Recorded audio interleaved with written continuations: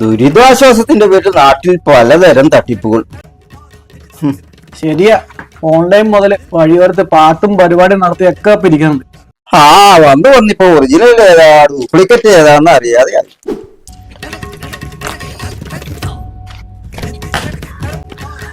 നമ്മളൊന്ന് ഓർക്കാൻ കൂടി നിനക്കൊന്നും നേരില്ല. ആര് പറഞ്ഞു? ഇപ്പൊ കൂടെ പറഞ്ഞ് നാക്ക് വായിലേക്ക് ഇട്ടതുണ്ട്. ഇവനോട് ചോദിച്ചു.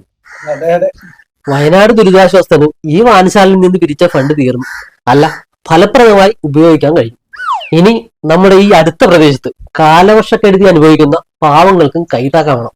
അതാണ് പരോപകാരം ചാരിറ്റബിൾ ട്രസ്റ്റിന്റെ ആജീവനാന്ത ചെയർമാൻ കൂടിയായ എന്റെ അടുത്ത ലക്ഷ്യം. ചാരിറ്റബിളാ? അതില് നിങ്ങളുടെ ഇല്ല അകമഴിഞ്ഞ പിന്തുണ വേണം.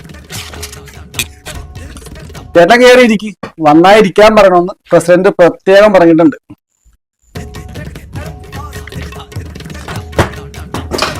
പ്രസിഡന്റിന് അറിയാം, കാരുണ്യ പ്രവർത്തനങ്ങളിൽ ഞാനും പരോപകാരം ചാരിറ്റബിൾ ട്രസ്റ്റും വർഷങ്ങളായിട്ട് കുറ്റമറ്റ പ്രവർത്തനം കാഴ്ചവെച്ച് വരികയല്ലേ. അതെ അതെ, എല്ലാ മാസവും ഓരോ കാരണങ്ങൾ പറഞ്ഞ് പിരിവ് നടത്തി താമുങ്ങും. ദേവദോഷം പറയരുത്. ഞാൻ ദുരിതമേഖല സന്ദർശിച്ച് അവിടെ പ്രവർത്തനം നടത്തുന്ന ഈ പിരിക്കുന്ന കാശിന് കണക്കോ വല്ലതുണ്ടോ? പിന്നെ ഇല്ലാതെ കൃത്യമായ വരവും ചെലവും പരോപകാരം ട്രസ്റ്റിന്റെ ഓൺലൈൻ സൈറ്റിൽ പ്രസിദ്ധീകരിക്കാറുണ്ട്.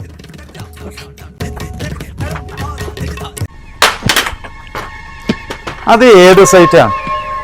ഇവിടെ ആരും അത് കണ്ടിട്ടില്ലല്ലോ. അത് പിന്നെ ട്രസ്റ്റിൽ അംഗത്തുള്ളവർക്കേ കാണാൻ പറ്റൂ. വഴിയെ പോകുന്നവർക്കൊക്കെ കയറി കാണാൻ പറ്റൂ. ഇതിനൊക്കെ ഒരു നിയമമില്ലേ?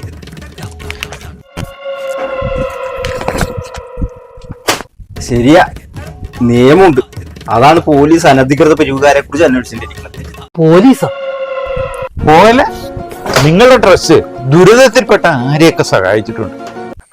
അങ്ങനെ ചോദിക്കും. ഇത് ലീലയും കുടുംബവും ഗുരുവായൂർ. ഇത് സരളയും മക്കളും കിളിമാനൂർ. അടുത്തത് സൂസി അവളുടെ പിഞ്ചു കുഞ്ഞു. അങ്ങനെ എത്ര എണ്ണം? ഒന്ന് അന്വേഷിച്ചു നോക്ക്. അന്വേഷിച്ചു, പക്ഷെ അറിയാൻ കഴിഞ്ഞത് എല്ലാം തന്റെ ചിന്ന വീട് സെറ്റപ്പാണെന്ന. ഇതാരാ? സ്വാമിയാണ്. സ്വാമി ശരണം. സ്വാമി ശരണം. ഈ ദുരിതാശ്വാസ പ്രവർത്തനം എന്ന് പറഞ്ഞാൽ നിന്റെ ഭാര്യമാരുടെ ദുരിതത്തിന് ആശ്വാസം ഉണ്ടാക്കുന്ന പ്രവർത്തനമാണ്. സാറ് പോലീസാ, മലക്ക് പോവാൻ മാലയിട്ടോണ്ടാ താടി വെച്ചിരിക്കുന്നത്. വന്നേ ചോദിക്കട്ടെ, നിന്റെ ചാരിറ്റബിൾ ട്രസ്റ്റിൽ ആരൊക്കെയാ അംഗങ്ങള്? പിന്നെ അപ്പനും ചെറിയച്ഛനും, പിന്നെ അപ്പന്റെ മകൾ സുഭദ്ര ആയിരിക്കും. അപ്പൊ നമുക്കൊന്ന് സ്റ്റേഷൻ വരെ പോയിട്ട് വരാം. SI നിന്നെ കാത്തിരുന്ന് വിഷമിച്ചു കാണും. മാല ഇട്ടിരിക്കുന്ന കാരണം എനിക്കൊന്നും ചെയ്യാനും വേണ്ട. സാറേ, ഞങ്ങൾക്ക് വൃതമൊന്നുമില്ല. ഇനിയൊരു അവസരം ഇതുപോലെ കിട്ടിയെന്ന് വരില്ല. നിങ്ങൾക്ക് നിർബന്ധമാണെങ്കിൽ എന്നാ തുടങ്ങിക്കോ പിള്ളേര്.